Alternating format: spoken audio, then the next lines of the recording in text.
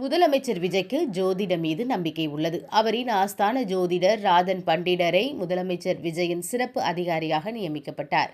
அது சர்ச்சையான பிறகு அந்த அறிவிப்பை ரத்து செய்துள்ளனர். விஜய் அரசியலில் அதிக சென்டிமெண்ட்டுகளை கடைபிடித்து வருகிறார். விஜய் கருப்பு நிற பொட்டு வைப்பதை வாடிக்கையாக கொண்டுள்ளார். அதை அரகஜா திலகம் என்பார்கள்.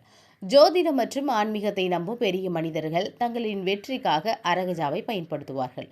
தெய்வீக மூலிகைகள் மூலம் தயாரிக்கப்படும் அரகஜாவுக்கு பயங்கர சக்தி இருப்பதாக பலர் நம்புகிறார்கள். சாதாரண நாட்டு மருந்து கடைகளில் கூட அரகஜா கிடைக்கும்.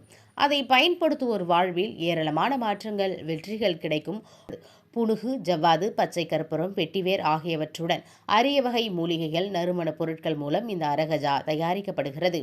பல அரசியல் பிரபலங்கள், சினிமா பிரபலங்கள், தொழிலதிபர்கள் அரகஜா பொட்டு வைப்பார்கள். விஜய் ஜோதிடம், ஆன்மீகம் ஆகியவற்றில் மிகுந்த நம்பிக்கை உள்ளவர் என்பதால் அவரும் அந்த அரகஜா திலகத்தை பயன்படுத்தி வருகிறார்.